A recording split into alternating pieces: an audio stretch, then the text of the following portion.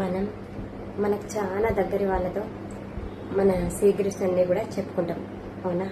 అంటే మనకు బాధ అనిపించినా లేదైనా ఏదన్నా సంతోషం ఉన్నా వాళ్ళతో పర్సనల్గా మనం మన విషయం గురించి చెప్పుకుంటాం, అవునా?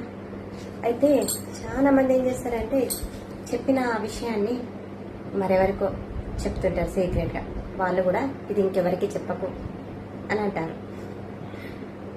అలా ఆ విషయం అలా అలా అలా అందరికి తిరిగి చివరికి మన దగ్గరికి చేరుతుంది, అవునా?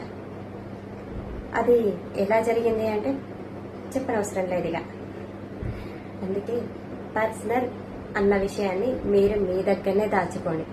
ఇంకెవరికైనా ఇది మన పర్సనల్, జాగ్రత్తగా ఎవరికి చెప్పకు, నేను మీకు చెప్తున్నా అని మనం చెప్పామనుకోండి ఇలా చెప్తుంది.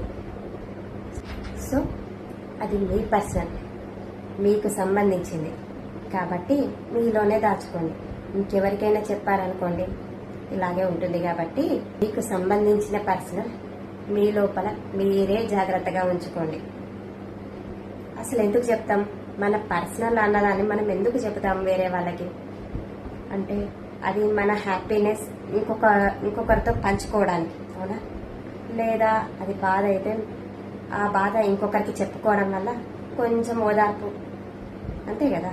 దాని నుంచి మనకు కొంచెం ఉపశమనం, ఆ భారం, ఆ ఒత్తిడి, ఆ సంతోషం అన్నది కొంచెం కుదిరపడడం, కొంచెం సంతోషాన్ని కలిగించడం అలా చేస్తుంది.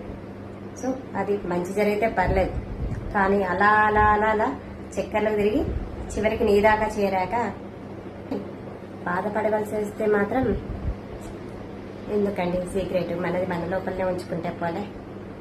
సో సీక్రెట్ చాలా సీక్రెట్గా ఉంచండి.